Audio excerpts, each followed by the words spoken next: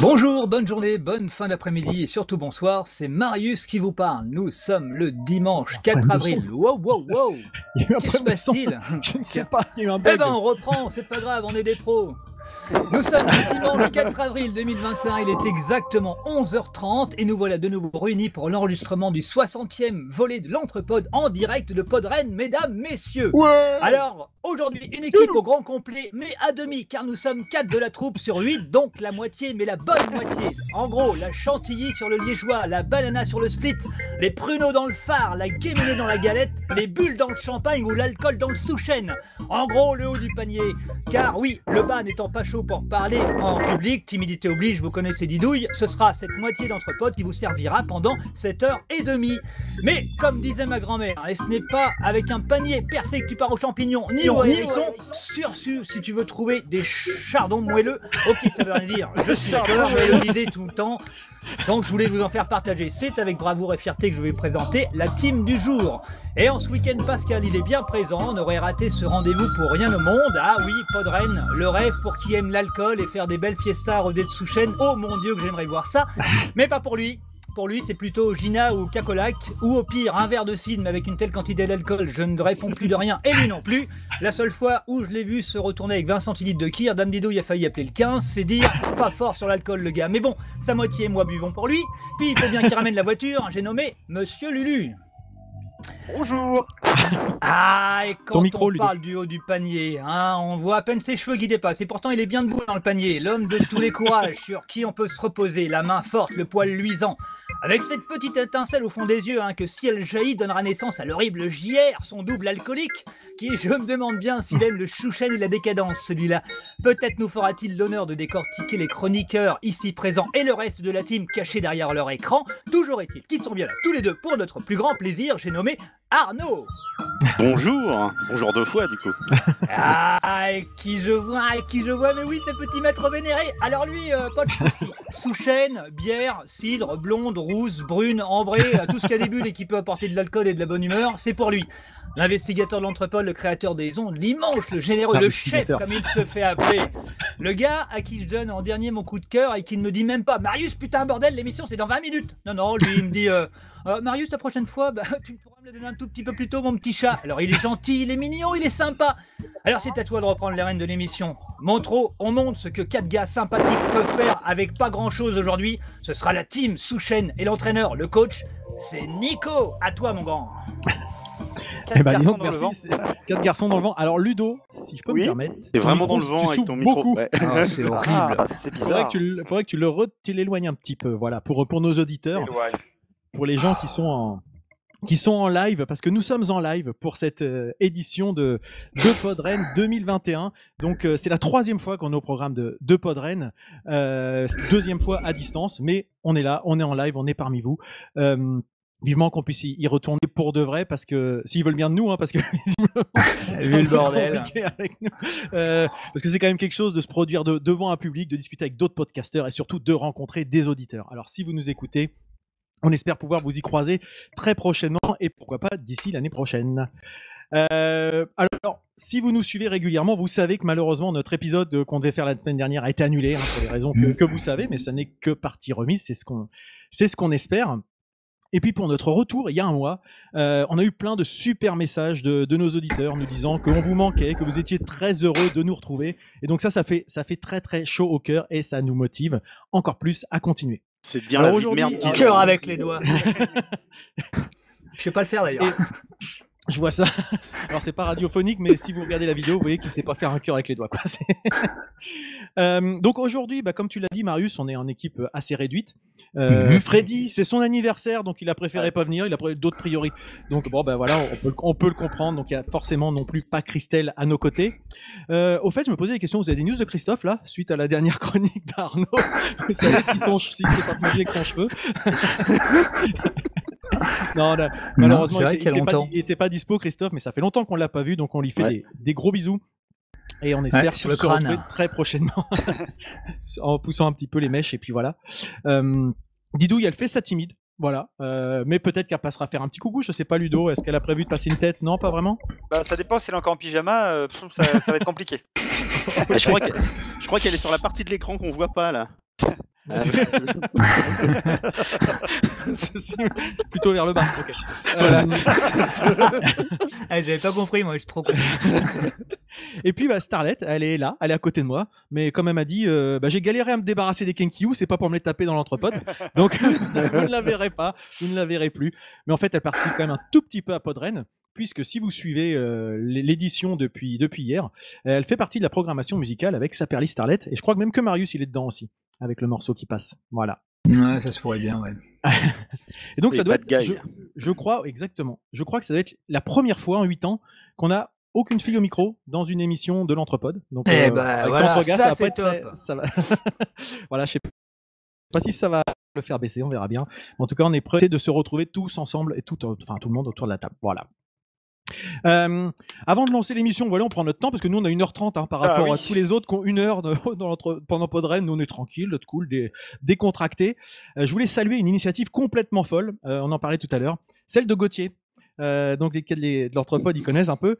Donc il a découvert l'Entrepode il y a peu de temps, fin 2020, et il s'est lancé dans un marathon de fou. C'est-à-dire qu'il a commencé le 22 décembre et bientôt il va avoir écouté tous nos épisodes depuis 2013, soit environ 90 émissions avec les hors-séries, parfois plus de 2 heures, bien sûr. Je sais pas du tout combien de temps ça représente au total, mais il va avoir fait tout ça en 4 mois à peine. Donc je trouve ça complètement fou, je voulais le noter parce que c'est assez marrant, il nous fait des retours quasiment à chaque fois, donc c'est vachement sympa. C'est sympa.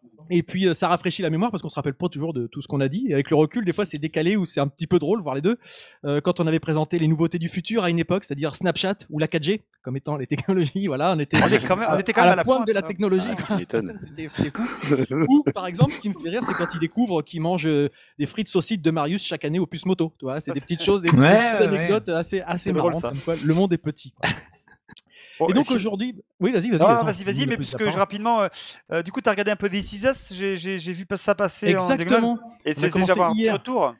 Eh ben écoute, on a commencé This Is Us hier, on a regardé 4 épisodes et on rejoint tout ce que tu as pu dire pour l'instant. Voilà, ça commence très très bien, ça donne envie de regarder la suite. Ok. C'est cool. Une bonne recommandation encore, mon Ludo. On verra si celle d'aujourd'hui. C'est un bon petit pépère, ça. Un bon petit pépère. Mélange en fait. Présentons la journée, cette matinée, pardon. Donc un épisode forcément sans invité, ça signifie que des rubriques de la bande. Donc on en aura 4 aujourd'hui. Et on terminera avec nos coups de cœur et nos coups de gueule en 60 secondes. Pour ceux qui ne nous connaissent pas, voilà, c'est le découpage habituel de nos émissions. Et je vais commencer bien sûr comme d'habitude par remercier nos tipeurs dont certains doivent nous suivre en direct là je pense en habitués et en participants de Podren qu'ils peuvent être. Je pense notamment à Benjamin, Arnaud Doucet, Cobal, Monsieur Finto ainsi qu'Isabelle et Mathieu. Voilà, merci à tous et à toutes de nous soutenir. Ouais, merci. Merci. Il y a un chat, pour l'instant je ne le suis pas mais n'hésitez pas à interagir. Pour l'instant, visiblement il ne nous voit pas, l'image est figée. Ah bon, en tout cas il y a G-Code qui dit qu'elle aime bien les pyjamas. Voilà, c'est ce que je vois comme information pour Didouille, donc elle veut bien que Didouille vienne en pyjama. Elle réclame Didouille et Starlet, quoi. Oui, Didouille, mais aussi on les aurait bien réclamés. M'emmerde pas avec ton émission à la con. On aime les pyjamas. C'est un petit peu ça. Et donc, pour commencer, vous le savez, si vous nous suivez encore une fois, on a cédé aux sirènes de la podcast monnaie. On est là, on veut récupérer de la tunasse. Attendez, j'ai une exclue. Didouille. Didouille en pyjama. Mais elle va pas se ça va mais nous elle est en pyjama. Ça aussi, ça peut nous rapporter de la tunasse. En fait, oui, ça peut faire du fric. Didouille. Elle est là, Didouille. Donne à Tipeee. 5 euros, donne 5 euros. Si tu veux qu'elle donne nous 5 euros. apporte, donne à Tipeee. Eh ben, tu ne crois pas si bien dire. Tu crois pas si bien dire parce que effectivement, pour récupérer de l'argent de la podcast monnaie, on a lancé une régie publicitaire sur le coup. Et cette fois-ci, encore une fois, elle ne nous a pas déçus puisque nous avons reçu une pub en exclusivité de dernière minute. Et donc, on ne s'arrête pas en si bon chemin et on commence l'émission par une page de pub parce que c'est quand même ça qui nous motive en premier lieu. Et attention, c'est parti. Bonjour Nanette, qu'allez-vous nous présenter aujourd'hui? Eh bien, Marius, aujourd'hui, je vous présente la vente phare de notre catalogue, la formule magique pour exceller dans les soirées de l'ambassadeur ou pour faire fureur lors de repas entre amis. Oh, mais c'est formidable, ça, Nanette. Quelle est donc cette formule pour briller en société? Eh bien, mon beau petit lapin de Pâques, je vais vous le dire. Il suffit pour briller en société de donner au Tipeee de l'Entrepode. Et oui, un simple don peut vous donner joie, richesse et surtout de l'importance auprès de vos amis. Ah, mais je brûle d'impatience de savoir combien je dois donner à Tipeee de notre pote pour avoir la chance, je dis bien la chance, Nanette, de briller en société. Eh bien, Marius, c'est tout simple. Et surtout à la portée de chaque bourse. Oui, je dis bien chaque bourse. Exemple, pour une formule 3-4 amis, donnez 5 € à Tipeee de l'Entrepode et vous donnerez à chacun de vos convives une petite lueur dans leurs yeux avec le pack apéro Champomy. Oh là là, 5 €, mais c'est tellement peu, c'est tellement peu et c'est tellement génial. Oui, Marius, vous donnez 10 € à Tipeee de l'Entrepode et vous passez de 5 à 8 amis. Et avec ce pack, nous vous donnons 2 histoires drôles à raconter pour briller en société, en plus d'une bouteille de Champomy saveur pomme. Oh là là, mais c'est du délire. Bon, si vous voulez vraiment une pure soirée... Oui, Nanette, oui, je veux. Eh bien, Marius, la pure soirée est à 20 €. Certes, c'est une somme, mais à ce prix-là, vous avez les 2 histoires drôles, la bouteille de Champomy saveur pomme et une danse du ventre de Dame Didouille déguisée en citrouille.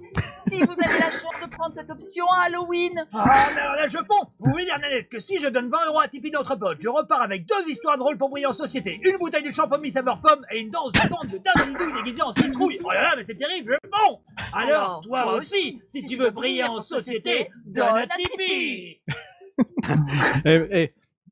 Que dire de plus? En fait, c'est un petit Je peu... sais pas, il n'y a pas grand chose à dire en fait. Ah ouais, puis c'est un peu le serpent qui se mord la queue, c'est-à-dire que on investit l'argent du Tipeee dans des pubs pour donner de l'argent au Tipeee. C'est quelque chose d'un petit peu spécial.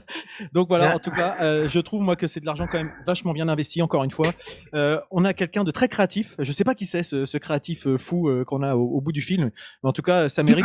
On essaiera de vous faire passer les coordonnées si vous aussi, vous avez besoin de vous mettre en avant de façon qualitative, hein, parce que là, c'est vraiment le haut du panier. À mon avis, c'est un genre de branleur de publicitaire à cheveux longs, tu vois. C'est possible. Je pense que c'est ça. Eh ben, écoutez, sans plus tarder, parce qu'on a quand même un créneau à tenir, hein, donc je vais passer la parole à Monsieur Lapin de Pâques, là justement, qui nous montre un petit peu son petit lapin à la caméra. C'est un vrai lapin, hein, pour ceux qui ne le voient pas, c'est pas, c'est pas quelque chose de vulgaire ou d'obscène. Ça dépend de l'angle peut-être. Les trucs obscènes, il les a fait avant. Et donc Ludo, je vais te passer la parole pour que tu nous présentes un film. Parce que il a cassé son lapin. Il a cassé le lapin. Tu es prêt? C'est Pâques. Oui, bien sûr que je suis prêt. Je te lance. Maintenant, la Madeleine de Proust. Hello and welcome. Hit the record button. Madeleine.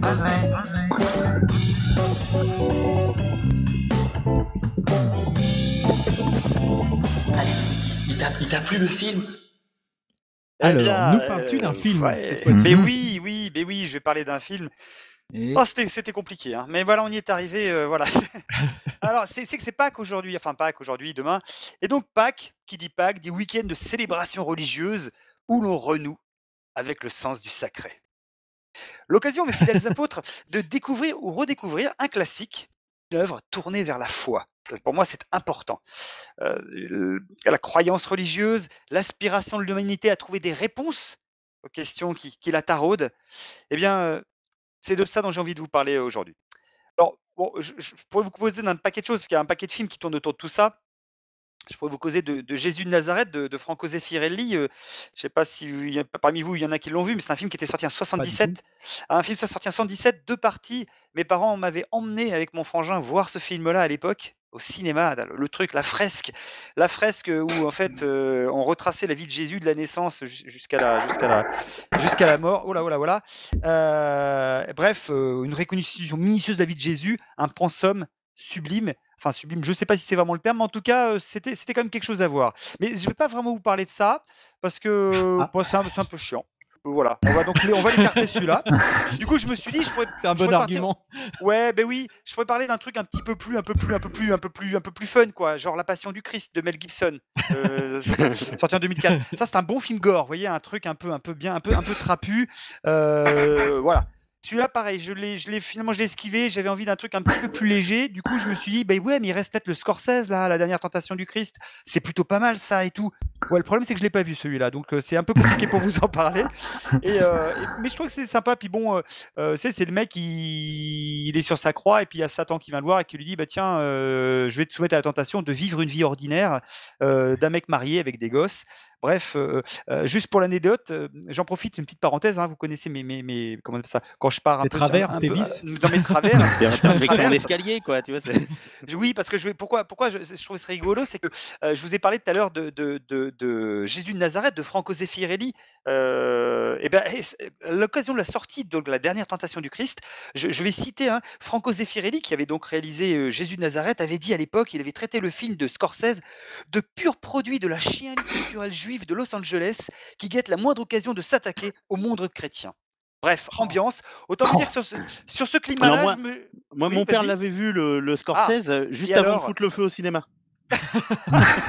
Alors moi j'avais pas pu le voir à l'époque. Il y avait des mecs qui faisaient le pied de grue devant les cinoches pour empêcher, pour dire oh là là Satan, tu vas finir en enfer si tu vas voir ce film là. C'était c'était en 88, mais j'étais aux États-Unis à l'époque, et à l'époque c'était le film était vraiment avait été vraiment vu comme un comment je pourrais dire, un film, une œuvre de une œuvre de Satan, quoi. C'était Satan en personne, et encore je dis Satan. D'accord. Là-bas ils sont pas forcément. Voilà, c'était toutes les ligues religieuses qui s'étaient liguées, c'est le cas de le dire, pour aller empêcher les gens d'aller au cinéma, de te jeter l'anathème sur la tête. Bref, tout ça pour vous dire quoi, que je me suis dit que tout ça c'était un peu lourdingue. Oh, ça a l'air léger. Non, voilà. Encore que c'est très esprit entre potes, pour ceux qui nous découvrent Ouais. aujourd'hui. Dans tout ça, je me suis dit, celui qui m'aurait pu me faire marrer, c'était le film de Mel Gibson, parce que celui-là, je l'ai vu au cinéma, il était vraiment marrant. Je vous dis, c'était entre Evil Dead et Terminator, surtout sur le plan final, mais peu importe. On va pas s'apesantir là-dessus. Non, je me suis dit, on allait alléger un peu le propos et plutôt sourire un petit peu beaucoup de tout ça. Et donc, moi, j'ai plutôt envie de parler d'un truc un peu plus marrant, même bien marrant. Et pour moi, une référence incontournable. Alors, référence incontournable pour moi, mais aussi, je pense, pour ma génération. Et référence dans l'humour absurde. D'après-guerre. Ouais, donc d'après-guerre, exactement. Et en fait,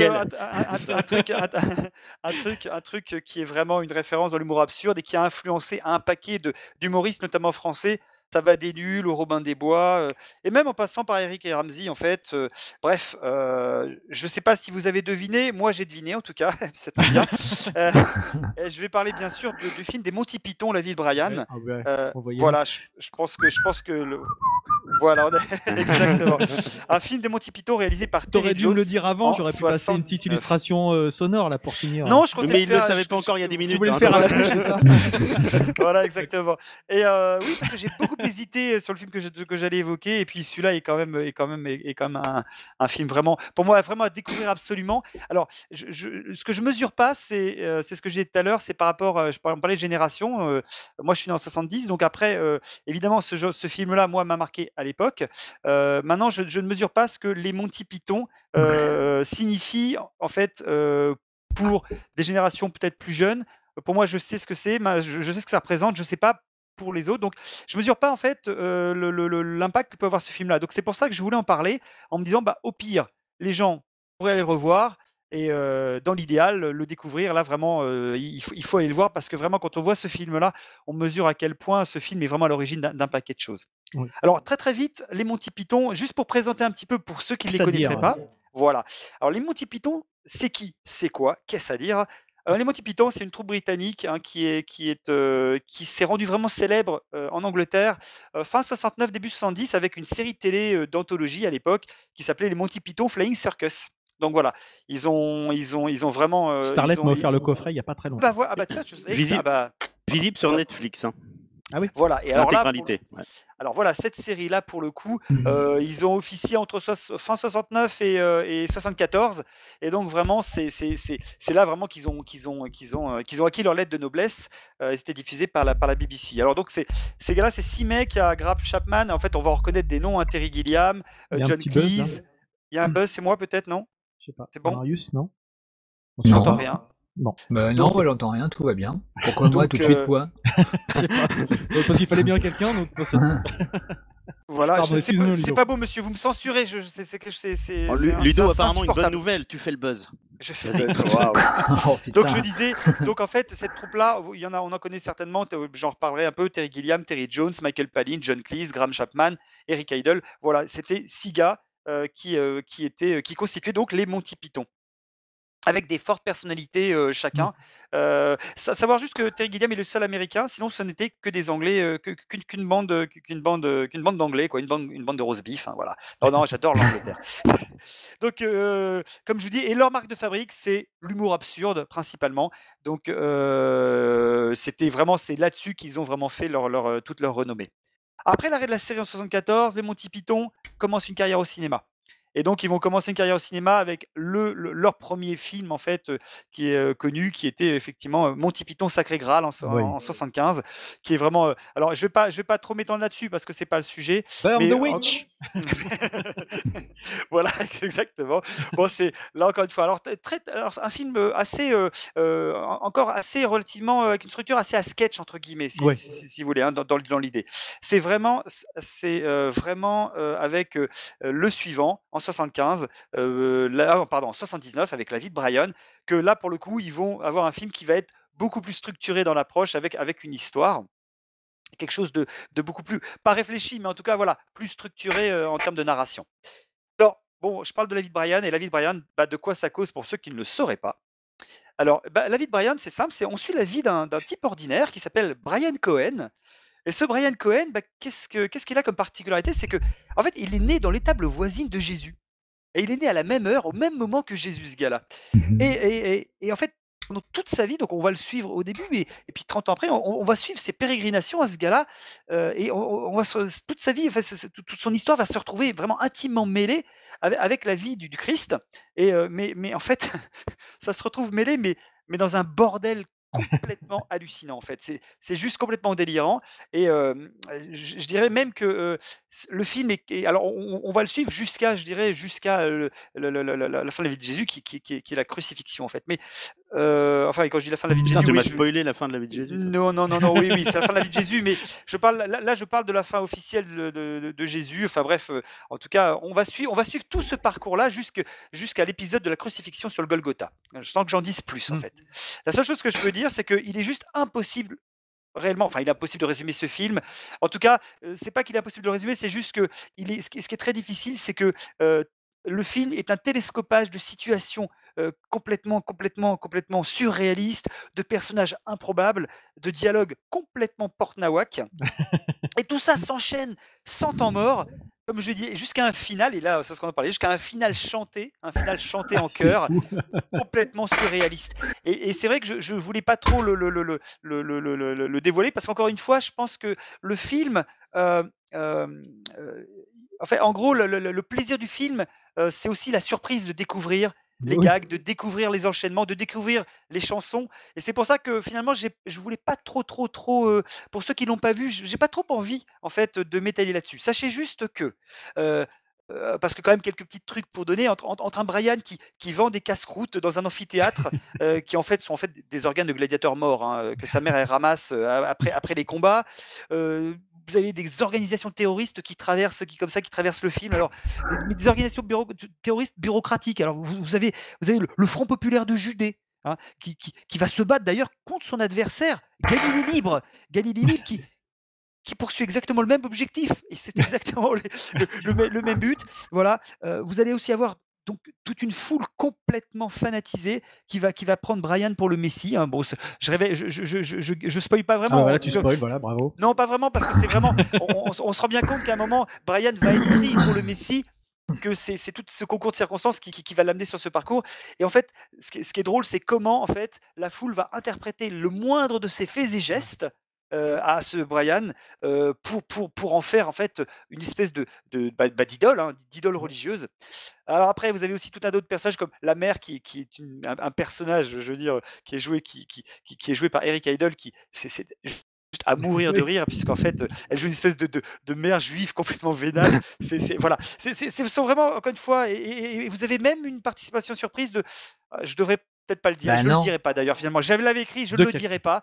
Il y a une espèce de moment où Brian va s'enfuir, il va s'enfuir et être enlevé par des personnages. Je ne peux pas en dire plus. C'est complètement surréaliste. Voilà. Et vous vous dites, mais qu'est-ce que je suis en train de regarder? Voilà. Et c'est un festival du début à la fin. Donc voilà sur l'histoire. Alors le film donc évidemment est extrêmement moqueur en fait je dirais, alors pas tellement, il n'est pas moqueur de Jésus ou de Dieu d'ailleurs. Ouais. Il est plutôt, ou de ses préceptes. En fait, il est surtout moqueur, le film, de la crédulité des gens. En fait, je dirais son point principal, hein, son cheval de bataille, c'est en fait les gens qui se mettent à suivre des personnages, des personnes, des gourous, ce que l'on veut, et qui se mettent surtout à adorer des gens en interprétant, en surinterprétant la moindre des paroles, et je dirais, mais de la manière dont ça les arrange. Pour en fait, Oui. je dirais, avoir une espèce de réponse à leurs propres conditions humaines. Et c'est ça qui est assez génial, parce que je trouve que du coup, et c'est en ça que d'ailleurs, c'est John Cleese, si je dis pas de bêtises, les Monty Python à l'époque avaient répondu, j'ai lu un extrait là-dessus, où ils expliquaient que leur film était plus hérétique que blasphématoire. Je mets ça entre guillemets, hein, c'est vraiment Oui. un propos des Monty Python qui disait qu'en fait, ils étaient plus, encore une fois, à se moquer des pratiques religieuses, etc., mais pas blasphématoire au sens où on ne se moque pas de la religion ou de Dieu ou de Jésus en lui-même. Et, et je trouve qu'en ce sens, moi, le film, il est super moderne. Il est super moderne Oui. parce que c'est un film quand même qui date, encore une fois, qui date de 79. Hein. On pourrait se dire, Il ouais, a d'accord. donc 42 ans, puisque c'est Il mon a 42 anniversaire. ans. Mais en réalité, moi, je trouve qu'en 7 ans de complotisme à tout va, où, pardon, mais en fait, où, je veux dire, certains sont prêts à croire à n'importe quoi. Tu vois? Dès lors qu'ils ont suivi, qu'ils pensent que ça va correspondre à quelque chose qui peut leur parler, ils sont prêts à suivre les théories les plus fumeuses qui peuvent exister sur le net sans aucun recul critique. Et je dirais, et à créer, alors en plus avec cet effet démultiplié par les réseaux sociaux, eh bien, en fait, moi j'y retrouve vraiment quelque chose là-dedans. Il y a des dialogues, etc., qui sont super savoureux. Et comment certains, on va dire, influenceurs vont entraîner le reste de la foule dans une espèce de délire de masse. Et bien en fait, voilà, je trouve que ça fait vraiment écho. Et quand on regarde le film comme ça, alors il s'agit pas, après l'idée c'est pas d'aller trouver les messages là où il y en aurait Ça pas serait forcément. dommage de le faire justement sur un film qui dénonce. Non, mais je parle pas, mais je ne parle pas de théorie. Là, je parle plutôt quand je parle de message, je parle de discours, en fait, si tu veux, d'une portée d'un film qui se veut un peu, qui se veut caustique, qui se veut justement moqueur par rapport à tout ça. Et ben, je trouve que justement, le film, on peut le regarder avec cet œil-là, et c'est très drôle de le voir avec Je ce me permets recul-là, de quoi. te couper juste 2 secondes sur le chat. Il y a Arthur Froment qui. Ah, je vois pas le chat. Oui. Non, mais je le lis là. Et ça me fait penser depuis le début. C'est vrai que même si c'est assez éloigné, enfin, il y a deux humours différents qui se mettent en parallèle. Moi, ça me rappelle aussi un petit peu 2 heures moins le quart avant Jésus-Christ, Oui. de Jean-Yann. Bien sûr. Il y a quand même un petit peu cette espèce de fanatisme, de personnes qui est pas là au bon endroit, à la bonne place, mais qui se retrouvent à porter à des responsabilités qui le dépassent complètement. Et puis le côté absurde est quand même là, même si il y a du côté l'humour anglais, l'humour français de Jean-Yann, mais finalement il y a des choses qui se rejoignent. Je suis d'accord avec ce Je suis que dit complètement Arthur. d'accord. Mais c'est marrant de voir qu'il y a effectivement, au niveau des humoristes français, etc., à quel point ils ont été influencés, hein, par cet apport des Monty Python. Et notamment 2 heures moins le quart avant Jésus-Christ, en fait. C'est ça qui est vachement intéressant. Ouais, carrément. Mais je suis complètement d'accord, effectivement. Alors, ce qui est drôle, en fait, c'est qu'évidemment, on voit tout cet humour, cette absurdité, etc. Et ben, en fait, ce qui est quand même, on retrouve toujours la même chose, c'est qu'à l'époque de sa sortie, eh ben, il y a plusieurs groupes chrétiens qui ont protesté, hein, qui se sont émus du film, qui le jugeaient justement blasphématoire, qui ont été choqués notamment par la scène de la crucifixion. Hein.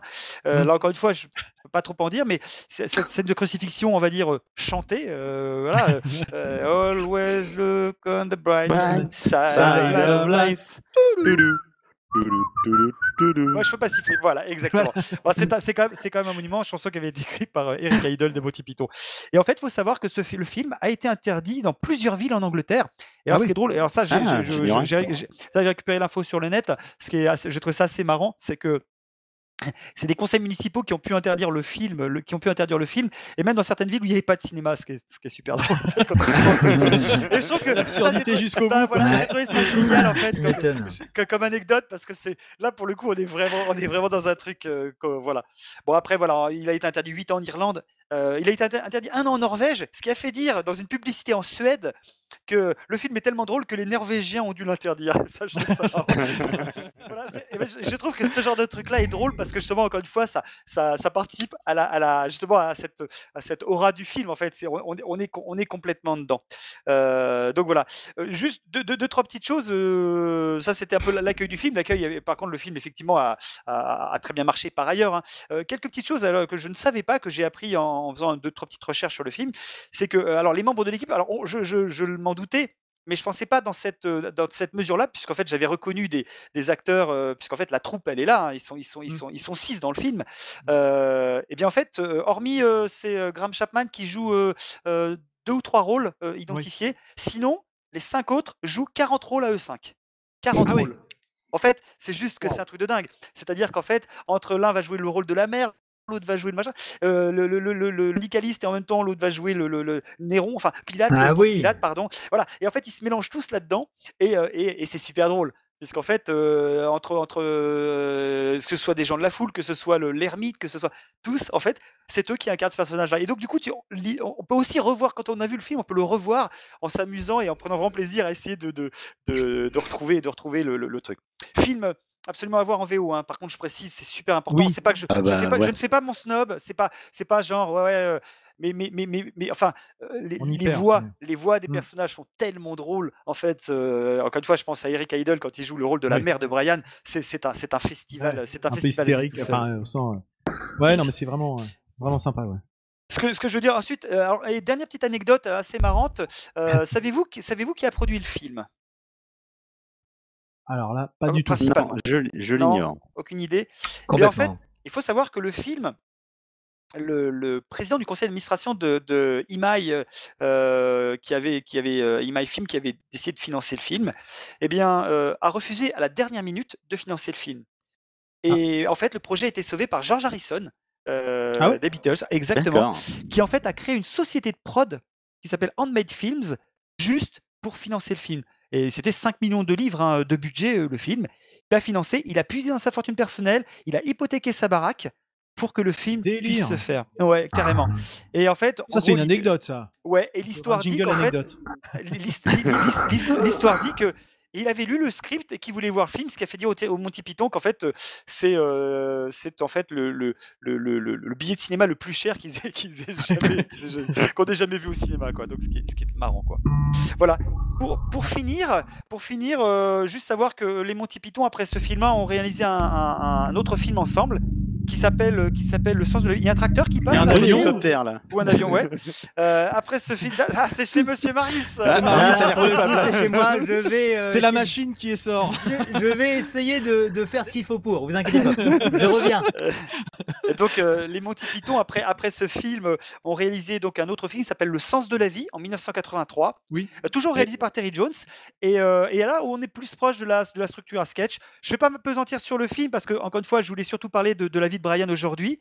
Mais il faut savoir qu'après ce film-là, chaque membre des Monty Python sont partis sur, on va dire, des projets très personnels dont vous avez tous forcément entendu parler. Hein. Je dirais que pour moi, le plus évidemment, celui qui est à mon sens, qui a vraiment été, qui a eu une carrière vraiment très très très connue, notamment comme réalisateur, c'est bien sûr Terry Gilliam, avec voilà Brasil notamment, le baron, les aventures de baron de Munchausen. Il y en a eu et l'armée des 12 singes. J'en cite l'armée des 12 singes. J'en cite 2, 3, on pourra en citer. Allez-y si vous en avez. Mais enfin, bref, tout le monde a au moins vu, je pense, un film, enfin de pas Gilliam, forcément, mais de Terry Gilliam. En tout cas, voilà. On peut citer Un poisson nommé Vanda avec John Cleese, Michael Palin. Bref, chacun est allé dans différentes choses, différents films. Et puis, les Monty Python, finalement, je veux dire, ce sont les Monty Python n'ont plus vraiment existé, si ce n'est qu'il y a eu 10 spectacles qui ont été organisés en 2013. C'était un peu l'ultime spectacle. Graham Chapman est mort, je crois, entre-temps d'un cancer. En 2013, je ne sais plus s'il était encore vivant au moment de leur dernier spectacle. Ils ont fait un dernier spectacle qui a fait 10 dates en Angleterre. Juste pour la petite anecdote, 20 000 billets vendus en 45 secondes, a priori, ça a été un truc. Et après, ils en ont ressorti 9 autres dates qui ont été toutes complètes. Et voilà. Et à partir de là, les Monty Python, c'était vraiment, on va dire, le chant du cygne. Mais voilà, tout ça pour vous dire, si vous avez l'occasion, vraiment, il est sur Netflix. Donc moi, c'était à l'occasion de... justement, j'ai pris plaisir à revoir ce film que j'avais vu il y a très longtemps. Je l'ai revu sur Netflix et c'était un vrai bonheur de revoir ce film. Vraiment, c'est un vrai plaisir. Donc, m'a donné envie de le revoir. Voilà, exactement. Donc surtout, allez-y, foncez. Et puis dites-moi ce que vous en pensez. Voilà. Au plaisir, monsieur, dame. Bien sûr, Pâques. On le recommande tout à fait, ce film. Tu l'as très bien vendu et ça me donne envie de le revoir, effectivement. Donc, c'est vraiment un super truc. Vous l'avez tous vu autour du micro, là? Oui. Non, pas moi, non. T'as pas vu moi non plus. Non, mais j'aimerais bien, en fait. Et c'est peut-être un truc que j'ai vu que je me rappelle pas. Hein, si tu as l'occasion, Marius, regarde-le vraiment. Oui, j'ai regardé. Mais là, j'étais en train de me battre avec le mec à côté qui passait sa tondeuse. Donc... Ah, c'est la tondeuse. Ok, d'accord. Et très bien. Alors, on a un temps qui est un peu timé, donc on va pas avoir beaucoup la possibilité de s'étendre. Donc, on va passer directement à la suite avec une nouvelle rubrique. Et cette fois-ci, ça sera moi dans un tout autre style. Enfin, on verra bien. Et bienvenue parmi nous à nouveau. Alors, touche à ton cul. Dago, dago, chabou, dadouti. Le fond de tiroir. Je me permets de juste compléter parce que je vois sur le chat que ça a fait beaucoup réagir ta rubrique, Ludo. Donc ça semble avoir plu, donc tant mieux. C'est cool, ça trouve son public. Ah super, et beaucoup de gens sont d'accord avec toi. Donc voilà, c'était pour la petite anecdote. C'est cool l'interaction. Merci à tous, en tout cas, c'est chouette. Alors, à mon tour, moi, je vais rester dans une thématique série qui semble devenir un peu un rituel pour Podren, puisque après The Leftovers que j'avais présenté en 2018 quand on était pu aller à Rennes, et puis The Shield l'année dernière, je continue avec une autre série. Alors d'ailleurs, je parle souvent de séries dans les épisodes classiques de l'Entrepode. Vous connaissez mon enthousiasme notamment pour la SF et Battlestar Galactica en particulier. Battlestar Galactica que j'avais présenté en 2017. L'année dernière, The Expanse lors du festival de Pixel, série qui est souvent parée à Battlestar Galactica. Et là, si je vous dis que c'est une recommandation de Draven qui fait le podcast Galactifrag, vous allez dire putain, il est monomaniaque celui-là, il y a tout qui tourne autour de Battlestar Galactica. C'est pas faux, je ne démentirai pas. Donc il va nous parler de Galactica de 78 ou un truc dans le genre. Parce que même si je l'ai lancé tellement ils ont titillé ma curiosité avec Karine dans le formidable podcast Galactifrac, on dit jamais assez de bien de Galactifrac à mon goût, ou de Cornelius Enzira sur la planète des singes, ou de Hyperdrive sur Star Wars, ou bref, vous achetez la liste que vous voulez. On dit jamais assez de bien de tous les podcasts qu'on suit. Voilà, ça c'est mon point de vue, petit clin d'œil au passage. Et donc, on dit jamais assez de mal de ceux qu'on n'écoute pas. Hein, je sais pas, vaut mieux pas en parler, voilà. Et donc la série dont je vais vous parler aujourd'hui, c'est For All Mankind, qui est une série de Ronald D. Moore. Et quel est le lien avec tout ce que je viens de vous dire? C'est que Ronald D. Moore, c'est une des deux personnes notamment, qui est à l'origine de la série réimaginée de Battlestar Galactica dans les années 2000. Alors, For All Mankind, c'est une série qui est sur Apple TV+, qui a 2 saisons en cours actuellement, une 3e a priori qui est commandée, et donc il y a 10 épisodes d'1 heure en moyenne, puisque ça s'étend entre 55 minutes et 1h16 pour chaque épisode. Alors, paradoxalement, je vais en parler alors que je n'ai vu qu'une seule saison à ce jour. C'est assez rare que je présente quelque chose pour lequel j'ai pas beaucoup de recul, puisqu'en plus je l'ai regardé cette semaine, donc c'est vraiment très très très chaud. Et donc pour l'instant je peux pas comparer avec Battlestar Galactica ou The Expanse, mais si j'en parle, c'est que cette première saison, elle peut complètement être vue, je dirais indépendamment, je trouve, et se suffire à elle-même. Et je vais quand même continuer à voir la suite parce que ça m'a vraiment tellement plu que j'ai envie de voir ce qui va se passer derrière. Alors je sais pas si vous en avez entendu parler de cette série, vous au micro ou même les gens sur le chat. Bah Mais oui, c'est une Non, série- du tout. moi oui, ouais, oui un peu parce que je crois qu'il y a un certain Nico qui m'en a parlé un petit peu. C'est ce que j'allais dire. Cette fois, j'ai entendu parler. le relou qui emmerde tout le monde quand il y a un truc qui lui plaît. quoi. Pas du tout, parce que tu m'as donné envie de la regarder en fait. D'accord. Ah ben, on va voir si ma chronique ne va pas, va aller dans ce sens encore une fois. Alors l'histoire, si je prends le synopsis que j'ai vu sur Allociné, c'est imaginez un monde dans lequel la course à l'espace n'aurait jamais pris fin. Le programme spatial de la NASA est resté au cœur de la culture américaine et au plus proche des espoirs, des rêves de tout un chacun. Les astronautes de la NASA, véritables héros et rockstars de leur époque, doivent gérer la pression qui pèse sur leurs épaules tout en gérant la vie de leur famille. Jusque-là, c'est assez banal finalement, comme voilà, on va suivre les gens de la NASA, des péripéties comme d'autres. Mais en fait, c'est un sujet de dilemme pour moi, ce sujet. J'en ai parlé avec Arnaud, parce que je sais qu'il est très sensible au spoil. Et en fait, ce qui se passe, c'est qu'il y a un vrai twist dans cette série qui arrive très très tôt dans la série. Et donc, dès le premier épisode, on voit le déroulement des premiers pas de l'homme sur la Lune. Donc jusqu'ici, ça va toujours dans ce que je viens de vous dire. Mais en fait, le spoil dès le début, c'est que... Et pourquoi je l'ai dit aussi, c'est parce que dès la bande-annonce et dans les synopsis classiques, on va le voir, c'est que finalement, le twist, c'est que c'est pas les États-Unis qui ont mis le pied sur la Lune, mais ce sont les Russes. Et donc, ils arrivent avant les Américains, et les Américains ont ensuite tout au long de la série le projet de rattraper les Russes et d'essayer ensuite de les dépasser dans un second temps. Donc, on est dans ce qu'on appelle donc une uchronie, c'est-à-dire la réécriture de l'histoire avec un grand H à partir de la modification du passé. Donc on a une histoire alternative, un peu comme si vous connaissez The Mind in the High Castle, où on part du principe que un élément n'a pas eu les mêmes conséquences que ce qu'on a pu connaître nous-mêmes. Donc par exemple, là, Neil Armstrong, dans cette série, dans For All Mankind, a bien marché sur la Lune, mais c'était pas le premier, c'était le deuxième. Donc ça change beaucoup de choses. Alors, ça m'a forcément évoqué quelque chose pour nous si vous connaissez l'Anthropode, vous connaissez certainement Fred Duval. Et Fred Duval, il a une série de BD qui s'appelle Jour J. Ouais. Et ça m'a intrigué, je me suis dit tiens, je vais aller regarder un peu ce qui se fait dans Jour J. Et ben v'là-t-il pas que le premier tome de Jour J, c'est les Russes sur la Lune. Le tout premier tome de Jour J, et donc c'est la même chose, 21 juillet 69, quelques minutes avant son alunissage, la mission Apollo est détruite, et ce sont finalement, quelques mois plus tard, les Soviétiques qui sont les premiers à poser le pied sur la Lune. À Washington, le président Nixon donne carte blanche pour que l'Amérique devienne la première nation à établir une base lunaire permanente. Sans en dire plus, ça ressemble beaucoup à For All Mankind. Je ne sais pas si on peut parler de plagiat, s'il y a eu de l'inspiration, si c'est un complet hasard, mais en tout cas, il y a quand même pas mal de choses qui se ressemblent. Je ne sais pas si Fred connaît cette série, je lui en parlerai à l'occasion.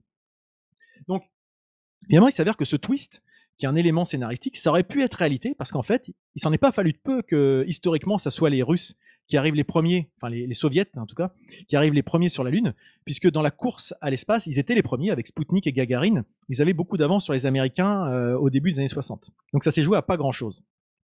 Alors je voulais vous passer la bande-annonce, mais ça passe pas forcément en live. Je vais vous passer juste un petit peu de son pour illustrer en arrière, parce que je trouve que la bande son est très sympa. Donc dans cette uchronie, on change l'angle qu'on connaît. L'Amérique a régulièrement un coup de retard sur l'URSS.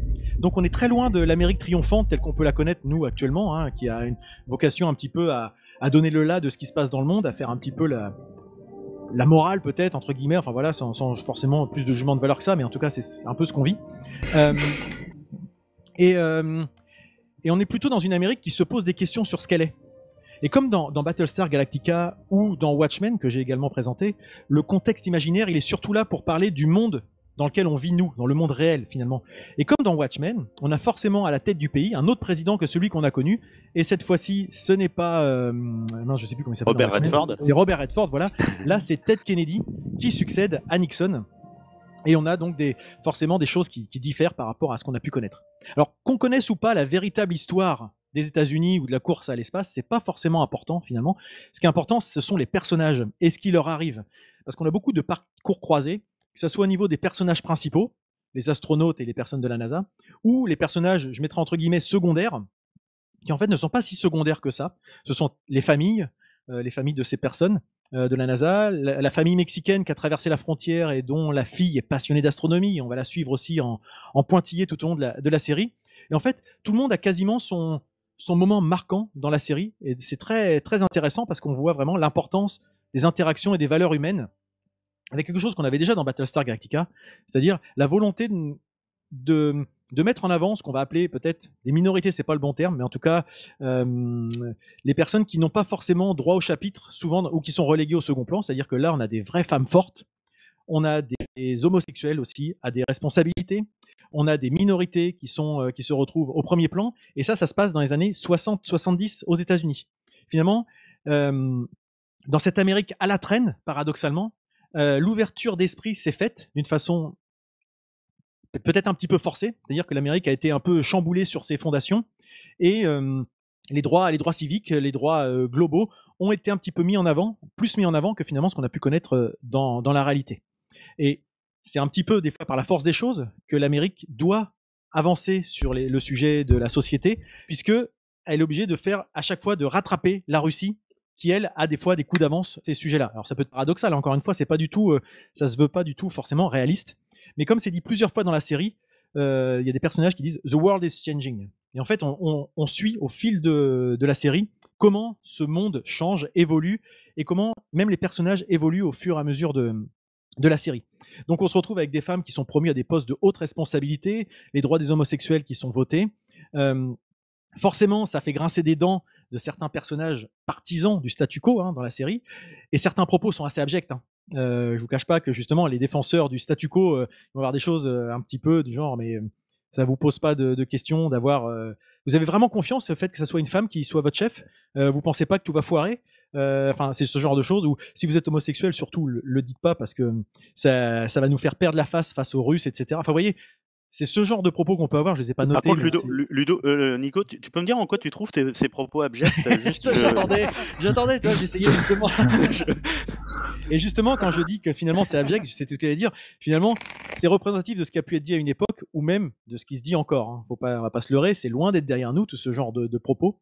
Et ce sont des thèmes qu'on retrouve souvent dans les créations de Moore, de Ronald D. Moore, qui était à la base un scénariste sur Star Trek, qui est une série qui a voulu justement être un peu pionnière sur ce type d'approche. Dans Battlestar Galactica, on a aussi ce changement, notamment avec un personnage principal qui est passé d'un homme à une femme entre la série de 78 et celle de 2000, etc. Donc on sent qu'il a envie de faire des choses, faire avancer la société dans ce sens-là, donc c'est plutôt intéressant.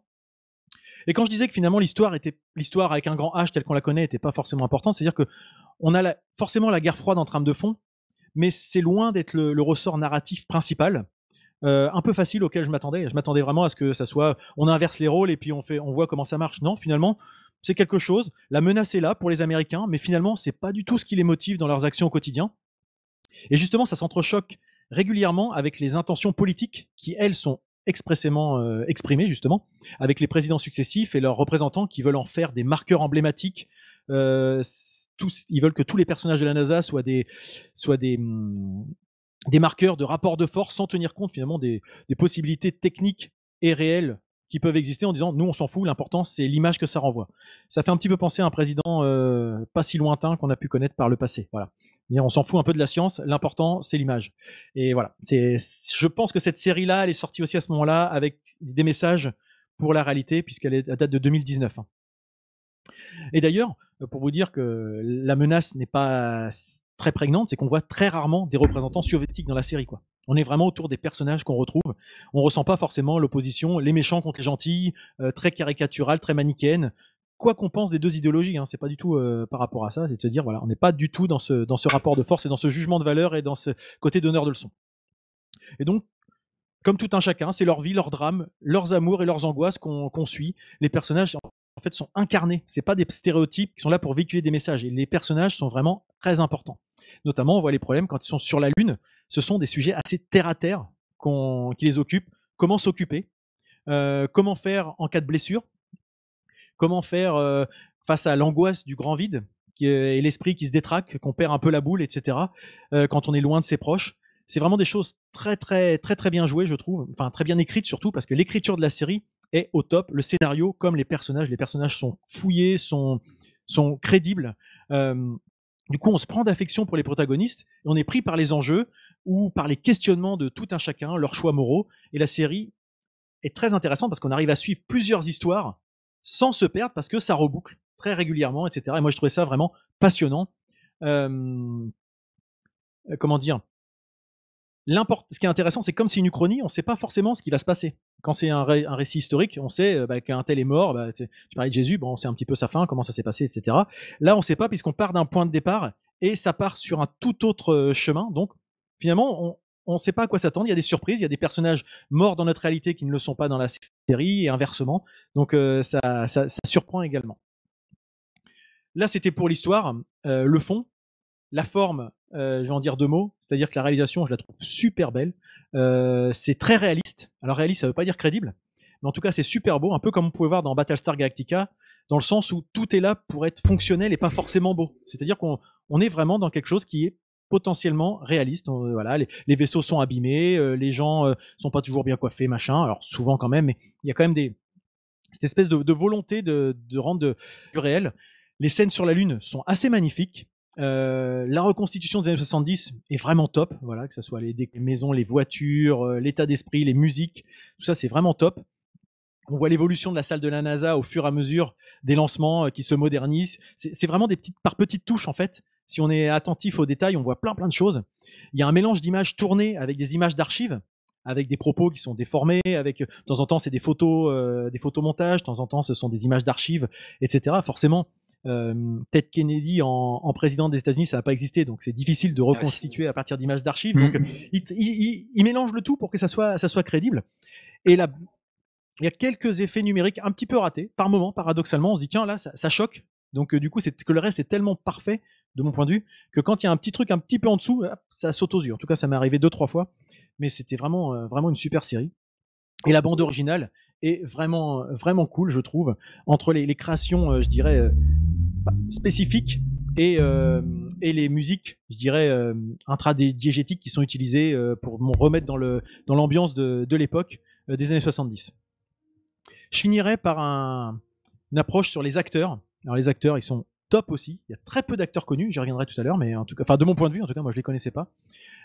Personnellement, j'ai un petit coup de cœur pour Sarah Jones, l'actrice qui joue Tracy Stevens, qui a à la fois je dirais un charisme qui marche bien et puis qui est un personnage aussi que je trouve très intéressant dans la série. Mais je pourrais finalement quasiment tous les citer parce que je crois que j'en vois aucun qui dénote vraiment, où on se dit peut-être les enfants à la rigueur, que je trouve un petit peu en deçà, mais bon, c'est vraiment s'il fallait chipoter. Alors comme je disais, on retrouve quelques têtes connues, en tout cas que moi j'ai reconnues, notamment Chantal Van Santen, qui joue également la femme de Butcher dans The Boys, qui était un coup de cœur dont j'ai parlé dernièrement. Je ne sais pas si vous avez vu The Boys, mais en tout cas c'est la femme de Butcher, le protagoniste principal. Et dans cette série, elle joue la femme de Ed Baldwin, l'un des principaux astronautes, qui est interprété par un acteur, je voulais le noter quand même, un acteur qui a un nom prédestiné pour Podren, un événement organisé en Bretagne, puis qui s'appelle Joel Quinyaman. Donc c'est quand même assez dingue. Alors, c'est grossier, Nico. C'est mon interprétation, c'est parce que j'ai un accent un peu pourri. En fait, il s'appelle Joel Kinnaman.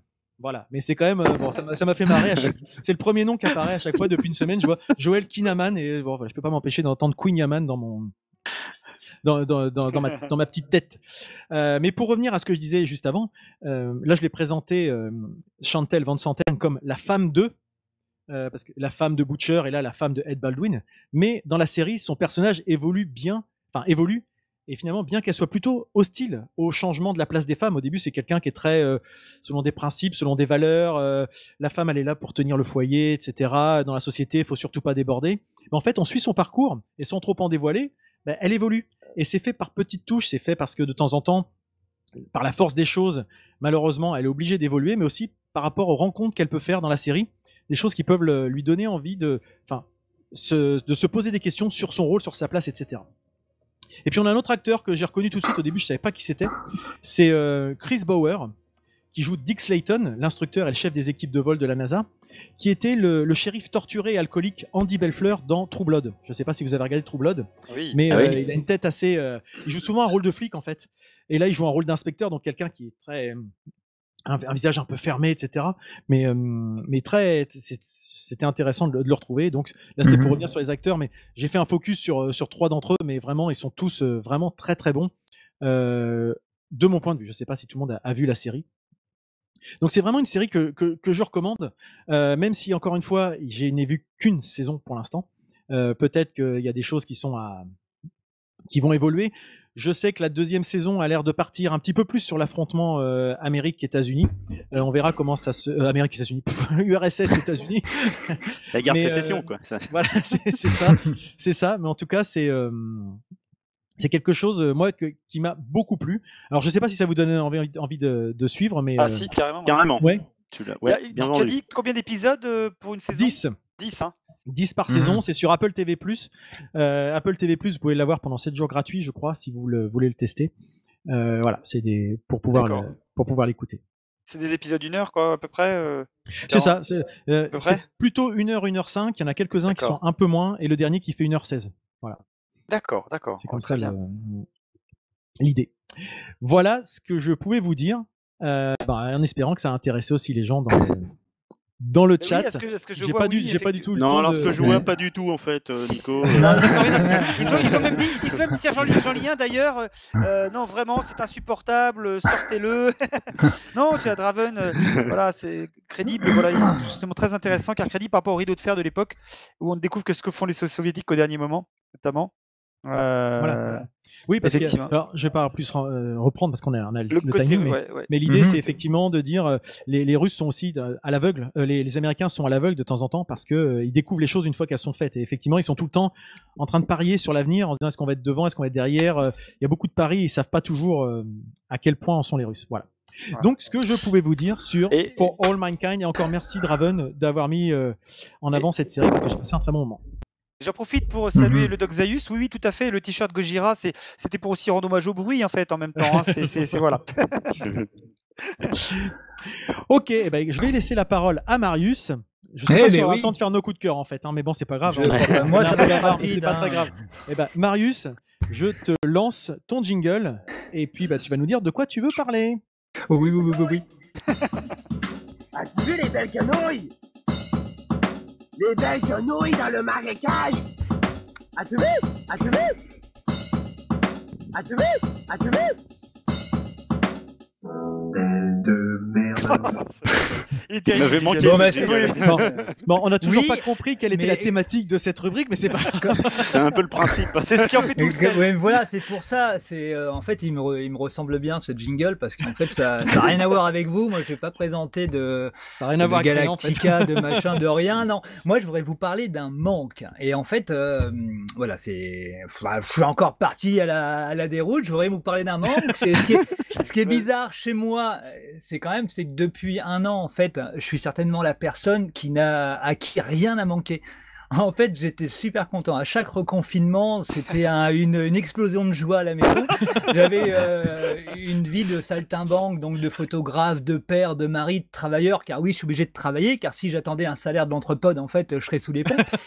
Mais voilà, en fait, moi, je suis un mec qui courait partout et comme je l'ai déjà dit à un micro d'un podcast que je ne citerai pas, l'Entrepode, je disais que oui, tout s'est arrêté pour moi, mais aussi pour nous, pour le monde entier. Mais en fait, pour moi, ça a été salvateur. J'avais besoin de cet arrêt, d'arrêter de courir, de me poser, d'arrêter de dire oui à tout, parce que ceux qui me connaissent également savent que je suis un grand passionné de tout et n'importe quoi, une feuille qui tombe, un hérisson, une table. Il dit oui à tout parce qu'il va chercher ma table demain. Je viens chercher une table, j'ai toujours aimé aller chercher une table, c'est un truc de dingue pour moi. Demain, je peux vous dire que c'est jour de fête. Marius. C'est un jour de fête. Et donc, ça fait un an que je me pose aucune question, mais quand je dis aucune question, ça fait un an que je suis hyper zen. Ça fait 47 ans que tu te poses aucune question. et en fait, tout va bien. Et d'un seul coup, tu te demandes comment que ça arrive, mais là, d'un coup comme ça, je me souviens exactement où j'étais. Donc, j'étais sur le marché de Sotteville-les-Rouen, à filer un coup de main à mon papa qui vend des œufs de plein air, du numéro 1, du gros calibre. Donc, 2 € les 6, 3,50 la douzaine. Hein. Vous demandez JP les œufs frais sur le marché de Sotteville. Et il est là-bas 2 fois la semaine. Le jeudi, il est à côté du boucher. Il est à côté du boucher Eli. Et le dimanche, il est derrière Eli. Donc, il faut faire attention. Mais normalement, en fait, à la fin de l'année, il doit garder la place du jeudi parce qu'en fait, la place du jeudi, il est mieux parce qu'il est à un angle. Et du coup, il va toucher 2 angles en fait. Donc, il va carrément être mieux. Et puis là, pour le coup, normalement, si vous avez bien calculé, on est dimanche. Donc, j'aurais dû être avec lui. Mais là, c'est Nanette qui est partie parce qu'en fait, il fallait que je sois au calme parce qu'il y a beaucoup de bruit dans la maison. Il y en a qui passent la tondeuse et tout ça. Donc, du coup, elle est partie. Puis là, elle est partie donner à mon père. Je sais très bien qu'il y a des clients qui vont dire alors, il est pas là, votre fils JP, pour vendre des œufs. Alors, Nanette, elle va être toute fière. Bah non, il est en train de faire une émission, un podcast. Et là, les gens, parce qu'ils sont un petit peu. Ils sont pas tout jeunes, quoi. Ils vont dire c'est quoi un podcast? Puis elle va dire alors, un podcast. Mais alors là, on s'embarque dans une explication. Donc, j'en étais où, moi? Donc, c'est que j'en étais, voilà. Donc.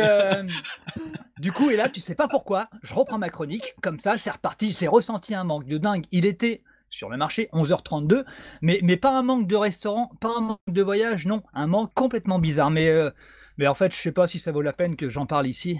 Ah bah si, allez, ok, ça marche. Alors du coup, ce qui me manque, c'est bizarre, mais c'est l'avant-concert. Alors c'est un truc de dingue.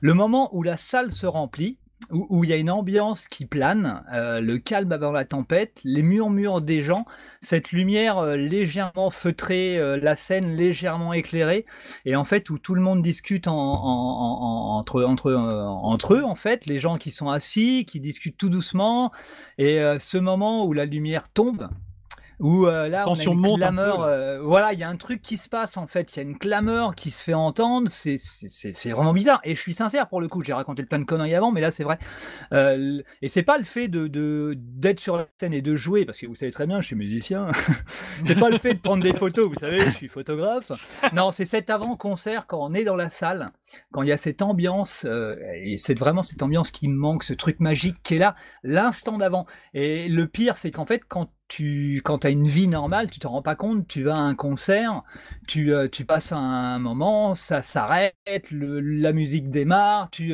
passes un pur moment avec plein de monde, tu cries, t'applaudis ensemble, et ça se finit, tu repars, tu te poses même pas ce genre de questions, mais moi oui, je me les pose ces questions-là, et c'est vraiment ce manque, mais c'est énorme. Et je pense que mon futur concert, c'est ce moment-là que je vais savourer au maximum, cet avant-concert. J'ai ça aussi sur le Hellfest, en fait. C'est pareil. Ce qui me manque, c'est tout con, mais c'est d'aller de scène en scène. C'est-à-dire de partir d'une scène, d'aller à une autre, et d'un seul coup, on va dire, à 2, 3, 4, 500 mètres, t'as du gros son qui tombe, et là, d'un seul coup, t'entends gronder à 3, 4, 500 mètres, 10 000, 20 000, 30 000 personnes en même temps qui vont soulever un truc, quoi. Et toi, en fait, t'es simplement en train de te balader, enfin, d'aller d'une scène à une autre. Et c'est vraiment, voilà, je voulais vous faire part de ça. C'était rapide, c'était mignon, c'était sympa. Bah oui. Mais je suis tout à fait d'accord avec toi. Et j'en parlais avec Starlet il y a pas longtemps. Il y a un truc qui fait un peu écho à ce que tu dis, hein, mais c'est peut-être pas tout à fait la même chose, mais c'est qui marche tout le temps. C'est les premiers coups de grosses caisses sonorisées. À chaque fois que je suis sur une séquence, tu sens le boum boum boum. Et ça, à chaque fois, en balance, hein. En balance, la balance, où tu sens que ça commence à taper, et puis d'un seul coup, t'as la sono qui monte, et puis tu sens que le sondier, il est en train de faire ressortir les différents trucs, et que t'as les premiers coups de grosses caisses. À chaque fois, je sais pas pourquoi, ça fait 20-30 ans que je fais des concerts, et à chaque fois, ces premiers coups de caisse, ça te dit, là ça y est, là on est dedans, et d'un seul coup ça me raccroche au. Je sais pas pourquoi, hein, ce sentiment-là, il est voilà. Mais je sais pas si vous avez la même ressenti, Ludo et Arnaud. Ah mais c'est j'aime beaucoup l'anecdote de Marius en fait, carrément quand tu parlais de l'avant-scène, c'est très très, je comprends complètement ce que tu veux dire. Vraiment, c'est vrai que c'est un moment comme ça d'anticipation, d'excitation, et c'est vrai que avec le confinement, là en ce moment, c'est triste quoi. En fait, on est confiné dans le jus. Il se passe pas ça. Il y a pas cette excitation actuellement, je trouve. C'est vraiment ce qui manque. Et tu le traduis super bien, Marius. Enfin, je suis complètement d'accord avec toi. C'est très très fort ce que tu dis. Ouais, je trouve. C'est super bien exprimé, même si j'ai raté les 20 dernières secondes. Je te promets. Ah ouais, il a fallu que je m'absente.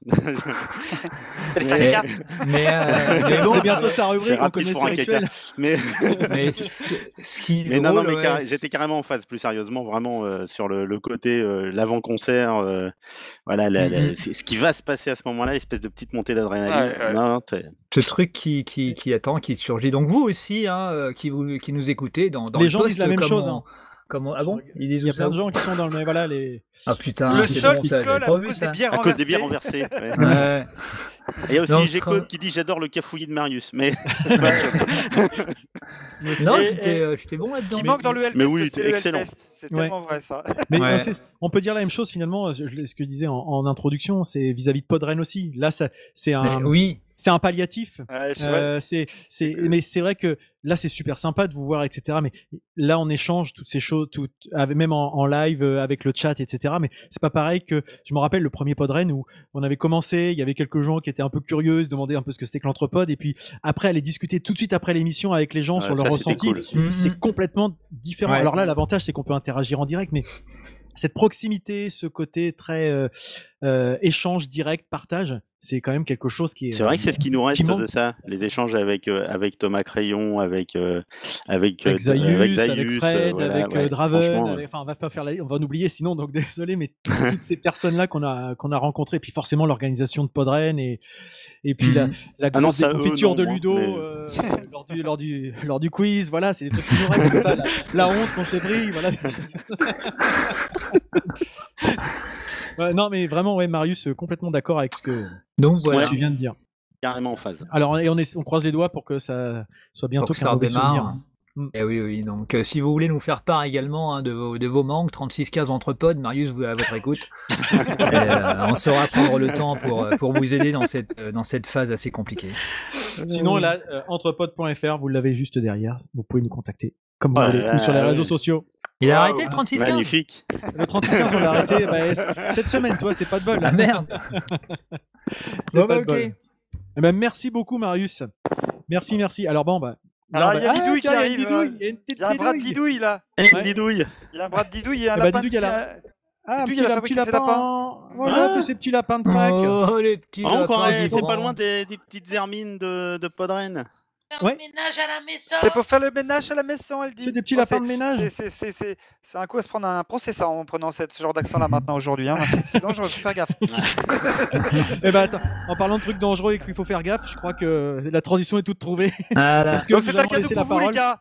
à Didier, vous JR. êtes fait sérieux, Il merci. faut expliquer, c'est faut gentil. expliquer à ceux qui connaissent pas que JR, je vais lui céder ma place et que c'est un gars super méchant et que pour rien au monde je ne cautionne ses propos. Les gens qui sont dans la chatroom, pardon, La doivent le chatroom. connaître. La chatroom, non, j'aime bien Les la gens qui sont dans la chatroom. chatroom. Dans la chatroom, pareil.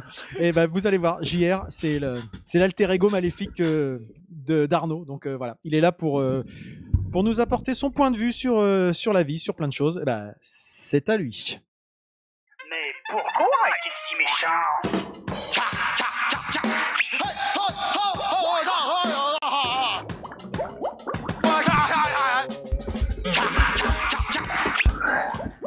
Vous pouvez m'appeler JR. Bonjour, bonjour à toutes et à tous. Je me présente, Jean-Robert Frégin, enchanté, mais vous pouvez m'appeler JR. Ouais. Bonjour à la sympathique équipe de l'Entrepod, certes amputée d'une bonne moitié et à distance. Bonjour à nos amis de Podren, à nos poditeurs et aux internautes qui nous regardent sur Twitch. Oh, j'ai l'impression d'être le Samuel Etienne du pauvre. Alors l'Entrepod, on n'est pas au complet? En même temps, à part Monsieur Marius, vous avez fait dans la qualité, il n'y a que les meilleurs.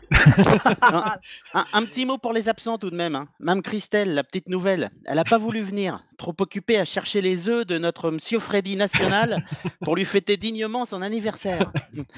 Au passage, une petite pensée pour notre Freddy. En avril, ne découvre pas d'un fil qu'on lui avait toujours dit. Et voilà qu'on apprend cette semaine la mort de Gérard Filippelli, un fil, ancien membre des Charlots dont il est un fan absolu. Christophe non plus n'a pas pu venir, on le disait. C'est que, comme chaque année à cette époque, il est recruté par les EHPAD pour se cacher dans leur jardin.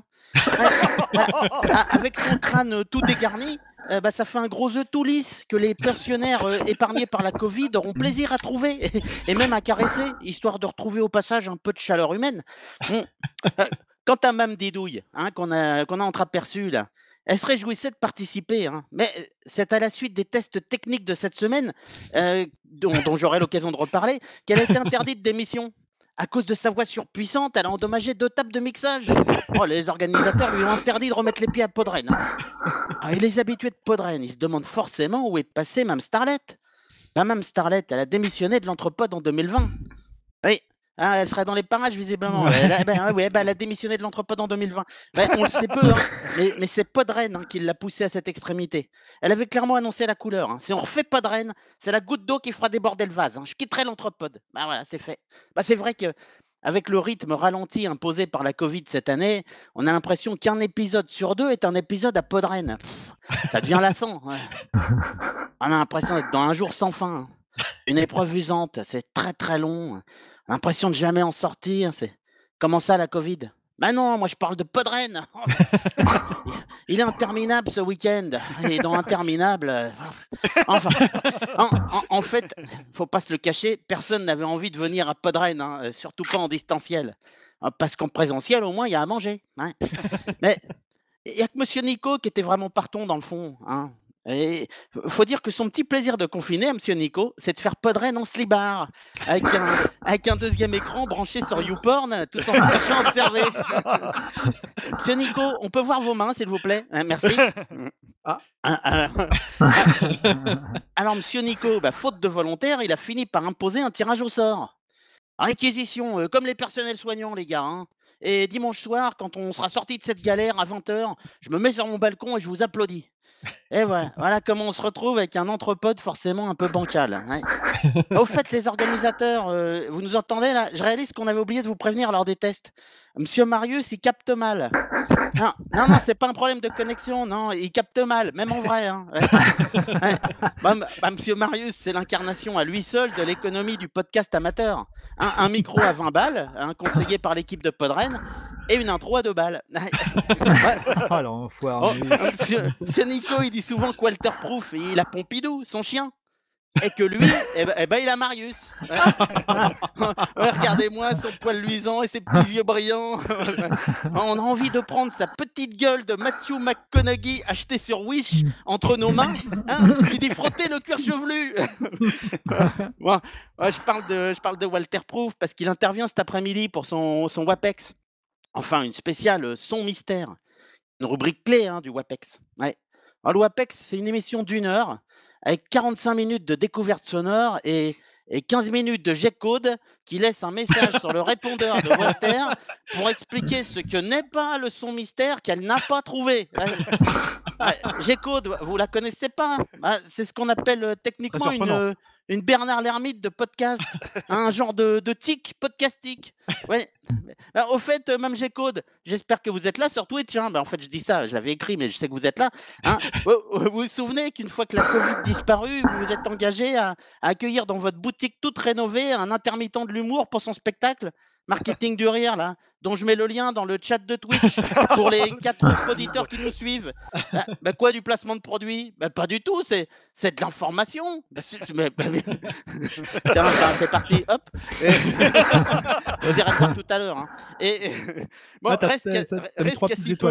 Reste qu'à si peu. Et d'autant plus en comptant M. Marius, on avait une angoisse. Comment tenir 1h30? Je dois avouer que jusqu'à hier, je séchais un peu sur ma chronique. En même temps, moi, si moi je séchais, Monsieur Lulu, alors, lui, il était complètement lyophilisé. Hein. Encore hier soir, je crois. Je savais qu'il fallait que je me réimprègne de Podren pour que l'inspiration revienne. Alors, de manière un peu masochiste, mais parce que le devoir l'imposait, je me suis forcé à écouter la journée d'hier. Alors, les organisateurs nous avaient prévenus. Hein. Les journées d'un week-end de Podren, c'est comme les crêpes bretonnes. La première est toujours ratée. Ouais. Ça s'est confirmé. Hein. Comme je le disais lors du précédent épisode, je craignais que l'Entrepode ne soit en fait l'invité d'un podcast de cons. Comme un guide d'idées de cons, mais pour les podcasts. Sauf que là, c'est pas le mercredi soir, mais le dimanche midi. C'est le principe des faire-valoir. Hein. Surtout quand tu as vu qu'au programme, il y a l'avocate de victime du Bataclan, de Nice et de la famille de Samuel Paty. Là, je me suis dit, Podren, ils sont sur une mauvaise pente. Ils filent un mauvais coton. Là, qui se mettent à faire dans le sérieux. J'ai vraiment eu le pressentiment qu'on allait nous demander de présenter notre Tour Eiffel en boîte d'allumettes. Hein. Et puis finalement, mis à part cette émission à la thématique tout sauf légère, hein, la terreur, eh bien l'écoute de la journée d'hier m'a plutôt détendu. Alors, on est peut-être invité à un podcast de cons, mais visiblement, on n'est pas les seuls convives à table. Alors, si ça m'a permis d'humer l'ambiance en termes de médiocrité des propos, il me manquait un déclencheur pour me replonger totalement dans l'ambiance et alimenter ma chronique. Et le déclic, bah, je l'ai eu quand j'ai croisé les 2 ados confinés de monsieur Arnaud, ouais, à l'hygiène encore incertaine, qui trempent dans leur jus devant des jeux vidéo, en écoutant du rap à longueur de journée, enfermés dans la même pièce. Ah, c'est en les reniflant que j'ai eu une réminiscence de la salle de Podren en 2018 et de ces geeks embinousés à l'odeur âcre. Et là, l'inspiration est venue. Ah, heureusement qu'elle est venue, hein, parce que là, bah, nous y sommes, hein. En plus, on est filmé, hein. Il faut sourire et donner l'impression de s'amuser. Quel week-end pourri, tiens, vivement la reprise du boulot. Non, quand j'y pense, pour fêter la 60e et la 60e de l'Entrepode, j'imaginais autre chose que derrière un écran dans la chambre du fils de monsieur Arnaud. Hein, je me retrouve à fêter ça en ligne avec 3 autres geeks, là, et une sorte de chat roulette rennais. Ouais, la déprime. De quoi vous filer un cafard, pas possible. Ah d'ailleurs, Podren, tiens, plutôt que l'hermine bretonne, vous devriez pas plutôt opter pour un cafard comme symbole? Non, ça sera plus adapté à mon avis, hein. Mais admettons, hein, que vous souhaitiez absolument affirmer votre enracinement breton. Mais alors, il faudra aller au bout de votre démarche. Ah tiens, la devise de votre chère Bretagne, Kentock, Mervel, Eget, Bézanne, Sautret. Bon, pardon pour mon accent un peu approximatif, hein. On peut la traduire, même si mes vieux souvenirs de breton deuxième langue laissent à désirer, plutôt la mort que la souillure. Il faudrait être en phase avec votre devise, les gars, et penser à l'euthanasie de votre festival moribond. Hein, parce que, comme je l'ai expliqué, je l'ai écouté votre festival hier, les gars, et côté souillure, il y avait du niveau, hein. Ah, bah, je peux vous assurer que de vrais Bretons seraient déjà donné la mort, hein. Ou alors, vous n'écoutez pas votre propre festival, ce qui me semble dans l'absolu le seul début d'explication réellement valable à la venue pour la 3e fois de l'Entrepode. Ah, mais il faut que je garde mon calme, hein. Monsieur Nico, il m'a appelé hier sur un ton assez menaçant, hein. Attention, JR, on met de l'huile dans les rouages, hein.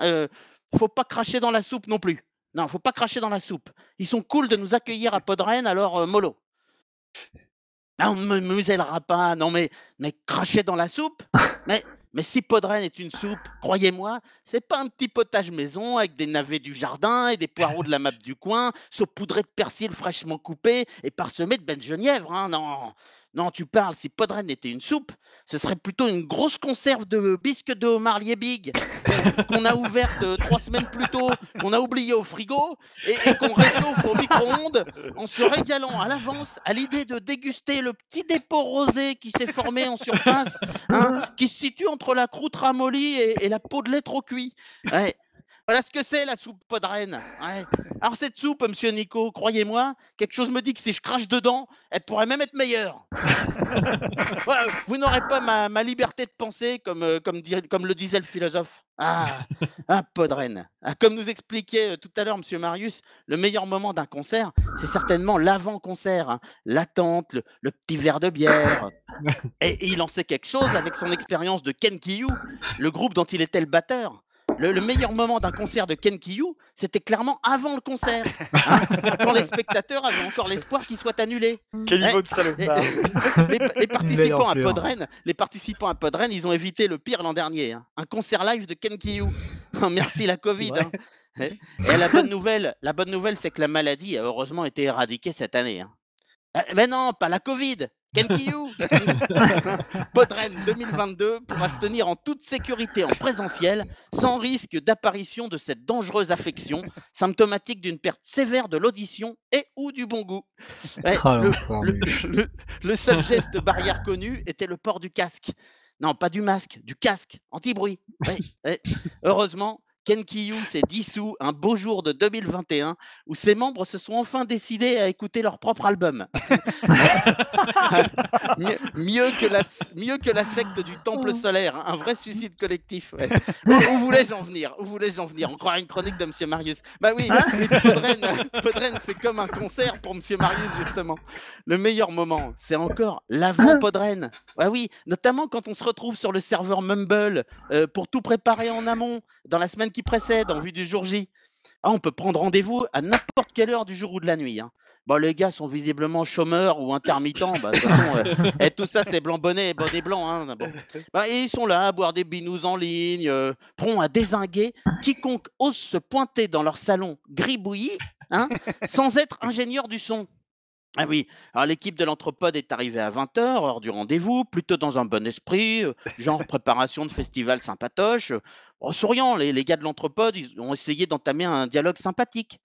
Mais l'accueil était passablement froid, hein. Bah déjà, Monsieur Nico était en retard, ce qui avait passablement énervé Azertov, qui craignait de rater son rendez-vous quotidien avec Plus belle la vie. Et puis, Monsieur Lulu, qui avait des problèmes de micro, là, il s'est fait passer un savon entre quatre yeux dans un petit salon privé par un des gars. Et puis surtout, c'est là que Monsieur Marius, toujours aussi maladroit, bah, il a appelé Randall Gandalf. Ah oui, c'est vrai.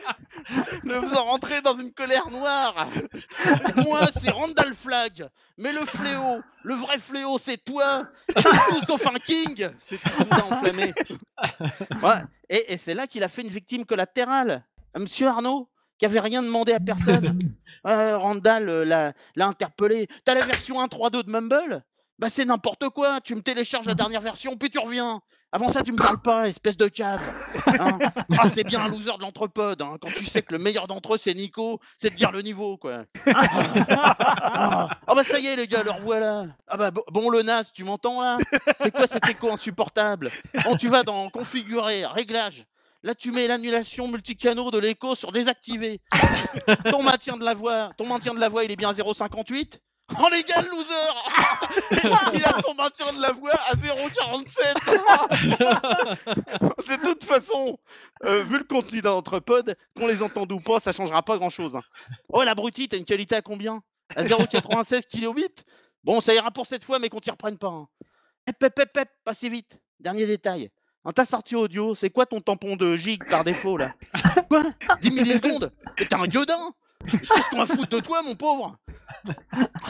Non, pire que des gendarmes appliquant les règles ubuesques du confinement à un pauvre citoyen qui ne sait pas à quelle attestation se vouer. Bah oui, clairement, quand un podcasteur arrive sur le Mumble de Podren sans être titulaire d'un master d'ingénierie du son, il a l'impression d'être aussi indésirable qu'une femme dans un bar de Sevran. Bah, tu te sens pas à l'aise, quoi. Bois un coup. Pardonnez-moi, je bois un petit coup. Hein. On sait pourquoi leur association s'appelle Bad Geek. Hein. Ce sont des geeks et ils sont méchants. Ah ouais. Non, mais non, en fait, je taquine complètement, je taquine. On rigole. Hein. Et ils sont très sympas à Podren. C'est pas du tout passé comme ça, non. Ils sont hyper bienveillants. D'ailleurs, ils ont pris Monsieur Nico sous leur aile. J'ai pu assister à un vrai coaching personnalisé par Azertov. Ouais. Attention. Reprends ton souffle. C'est qu'à Bad Geek, ils connaissent le souci de Monsieur Nico, hein, sorte d'éjaculateur précoce du podcast. Oui, en 2020, nous avions le privilège de recevoir un vrai césarisé, en la personne de Vincent Blanchard, au micro de l'Anthropode. Et voilà qu'aux 3/4 de l'émission, Monsieur Nico, certainement trop excité à force de caresser le César apporté par notre invité, craque bêtement et met fin à l'enregistrement sans que personne s'en rende compte. Et bien à Podren, ils lui ont filé 2-3 trucs de professionnels pour pouvoir boucler ses enregistrements jusqu'au bout. Hein, bah, tu vois, Nico, le bouton avec le rond rouge là. Bon, bah ça, t'appuies dessus au début de l'émission et tu verras, c'est magique, ça lance l'enregistrement. Ouais. Et surtout, t'appuies pas sur le bouton carré, Nico. Non, surtout pas. Non. Et non, Nico, t'appuies pas non plus sur le bouton avec les 2 barres parallèles là. Ça s'épose. Mais je voulais même pas t'en parler pour pas t'embrouiller. Ça sera pour l'an prochain quand t'auras un peu upgradé ton niveau, quoi. Ah, enfin, au moins en laissant la main à ces rustres techos bretons, hein, on est certain qu'on aura un Anthropode enregistré, un Anthropode enregistré du début à la fin. C'est l'avantage. Non, le véritable malaise, c'est quand M. Arnaud est revenu la nuit pour s'entraîner à faire des manipulations sur Mumble sans se faire vilipender ni ridiculiser. Ouais, débarquant sur le susnommé salon Gribouillis à 2h20 du matin, sans prévenir, il trouve péremptoire David, Azertov et Randall Flagg en grande conversation avec un certain Matt Caillou. Et il ne remarque pas M. Arnaud, et il se garde bien d'intervenir dans une conversation un brin mystérieuse dans laquelle il est question d'un explorateur portugais du XVe siècle.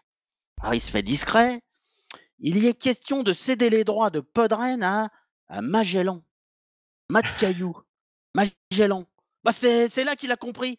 Derrière le pseudo grossier de Matt Caillou se cachait Mathieu Gallet. Bah oui, l'ex-président de Radio France et cofondateur de la start-up Magellan. un Oni des purs et authentiques chevaliers blancs du podcast. D'abord, pompeurs et hontés de flux RSS, leur modèle à Magellan, il a pivoté au bout de 6 mois devant la levée de bouclier des podcasteurs natifs, tellement fiers de rester dans l'ombre, alors même que le charismatique Monsieur Gallet leur offrait la lumière. Au Magellan, finalement, depuis 2020, ils ont pivoté, ils sont maintenant producteurs de contenu de développement personnel haut de gamme, avec des vedettes de télé et de radio pour, je cite, des urbains CSP++ qui sont en quête de sens et ont besoin d'être inspirés par des personnalités. Eh bien, figurez-vous que M. Arnaud, il a découvert qu'il s'apprête encore à changer de modèle, Magellan. À force de pivoter comme ça, ils vont finir comme des toupies. Et en s'associant avec les traîtres de Podren. Ouais, Mathieu Gallet, il veut maintenant s'appuyer sur la fraîcheur du podcast amateur, mais revisité par des vrais pros. Ils vont donc commencer en faisant rejouer ce week-end de Podren qu'on écoute par des vraies pointures de l'audiovisuel. Ces salauds de Rennais ont vendu nos contenus à Gallet et Perticos pour 3 millions d'euros. Il fallait que ce soit dit. Monsieur Nico, je suis désolé, c'est Koé qui va animer l'Anthropode. Stéphane Bern reprendra le rôle de Monsieur Lulu. Le rôle de Monsieur Arnaud, il sera tenu par Baptiste Giabiconi. Pour trouver le physique le plus approchant possible. Mais il cédera sa place pour mon papier à Omar Sy. Ah oui, pour apporter une dose de bonhomie et de sympathie à mon personnage. De toute façon, il n'y a plus un projet à succès qui puisse être imaginé sans Omar Sy. Alors, quant à l'intro de Monsieur Marius, elle sera reprise par Kenji Girac. Manouche, bien plus bankable que vous, mon pauvre. Pour votre chronique, j'en suis désolé, mais elle sera visiblement sacrifiée sur l'autel de la sacro-sainte rentabilité, si chère à ces winners libéraux adeptes de la Startup Nation qui ne prennent aucun risque qui ne soit calculé. Donc vous comprendrez qu'ils ne reprennent pas votre rubrique, quoi.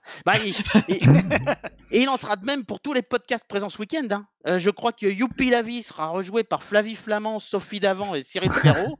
Et Pod Monstre Trésor par Tex, Bruno Guillon et Virginie Despentes. Une honte. Les Rennais, vous n'avez pas honte d'avoir vendu votre âme au diable? Mais quand j'y pense, avec le distanciel finalement, qui nous dit qu'on est à Rennes? C'est vrai ça? On parlait des complotistes alors, Monsieur Lulu, là. Et qu'est-ce qui nous dit qu'on est vraiment à Rennes? Ça se trouve, on est victime de malfaisants qui se jouent de notre naïveté. Nous autres podcasteurs en mal de gloire, sommes comme de vieux célibataires de la Creuse en mal d'amour. On est prêt à croire n'importe quel bobard pourvu qu'on nous montre un peu d'attention, quoi. C'est bizarre quand même ces messages de Podren sur Messenger, vous trouvez pas? Tu sais que j'aime beaucoup ton podcast. Je le trouve très intéressant. J'adore les intros de Monsieur Marius. Les Madeleines de Prout de Monsieur Lulu, les chroniques podcasts, séries ou jeux vidéo de Monsieur Nico et Arnaud, alias JR. Je le trouve très beau, JR. Moi aussi, comme l'Anthropode, j'aime Akira, les Charlots, Feu Chatterton, Quentin Tarantino et les Monty Python. Allez, viens passer le week-end avec nous. Au passage, tu mettras dans notre Tipeee. Ah oui, le Tipeee, on est bien placé pour le savoir. C'est le mandat cash du podcast. Ouais. En fait, ça se trouve, on n'est pas à Rennes. David et Péremptoire. C'est quand même bizarre que leur adresse IP soit domiciliée en Côte d'Ivoire tout de même, non? Non. Mais ça se trouve, c'est pas Podren ici, c'est Pod Abidjan. Et en fait, on a affaire à une bande de brouteurs malhonnêtes qui abusent de la crédulité de podcasteurs quadragénaires, voire quinquas, Monsieur Lulu, en mal d'amour d'auditeurs. Et puis voilà qu'après coup, nous on est tout honteux de s'être ainsi laissé abuser. Les gars nous ont roulé avec un pauvre fond d'écran zoom de la rue de la Soif et un album de Nolwenn Leroy en fond sonore. Tout ça sur Twitch, devant des milliers, devant des centaines, devant des dizaines, devant des témoins, quoi. Ça serait la honte, Monsieur Nico, rien que pour ne plus nourrir ce terrible doute, vivement l'an prochain, qu'on vienne sur place, à Rennes, vérifier qu'on est bien en terre bretonne et qu'on ne s'est pas fait mener en bateau et qu'au fond, les organisateurs de ce festival, fort sympathiques au demeurant, nous apprécient réellement, non pour notre argent, mais pour notre talent. Il y aura à manger, on picolera avec eux et l'alcool aidant, je suis certain qu'on finira par trouver ça sympa. Merci de votre attention. Bravo Arnaud. Dis donc, quel talent. Bon, t'as un beau succès sur le chat, en tout cas, ça Ça fait plaisir à voir. Il y a des gens qui te découvrent et c'est un super papier. Alors le lien n'est pas passé, mais vous pourrez retrouver le spectacle MDR d'Arnaud très prochainement. Alors le temps imparti est arrivé à son terme, donc on va passer sur les coups de cœur et coups de gueule. T'es sûr? Non, 3 minutes seulement. Hein. Il va passer dessus, en fait. On va passer dessus. Ah, on va passer dessus, donc c'est-à-dire qu'on les fait pas. Ça veut dire ça, en gros. Ah, d'accord. Pour le prochain coup. Vous me dites rien, moi, à chaque fois. Putain. Je l'improvise à l'instant, là. Donc, on arrive à la fin de cet enregistrement. Encore merci à l'équipe de Podren de nous avoir conviés pour l'organisation et la technique. Merci, les gars. On ne s'associe pas à ce que vient de dire Arnaud. On espère que vous avez passé un bon moment en notre compagnie. N'hésitez pas à nous le faire savoir, ça fait toujours plaisir. Vous retrouverez tout ce dont on a parlé sur l'article de cette émission sur entrepod.fr. Vous pouvez nous contacter sur les réseaux sociaux, nous témoigner de votre soutien sur Twitch en laissant un pourboire, qu'il soit ponctuel ou régulier. Sur Apple Podcast et les autres applications de podcast, vous pouvez nous témoigner votre soutien avec des étoiles et des commentaires. Mais le plus important, ce sont vos retours. Comme on l'a déjà dit, vous pouvez nous rejoindre. On a un Discord, un serveur Discord pour échanger, pour partager des bons plans, de la bonne humeur, etc. On se retrouve certainement prochainement. On ne sait pas quand, mais on s'est rendu compte en préparant ce Podren, comme on l'a dit, que en se voyant, ça apportait quand même un petit truc complémentaire qui pouvait compenser. L'éloignement, parce que notre effectif, on est 8 d'habitude, c'est difficile de nous retrouver facilement autour de la table en ce moment, mais on va peut-être essayer de continuer avec ce format-là. En tout cas, merci à tout le monde, merci à vous trois, les amis, merci à Podren, trop cool. Merci, ouais. Et à tous ceux qui nous ont suivis. À plus tard et bonne fin de festival surtout. Bon festival. À bientôt. Salut. Au revoir.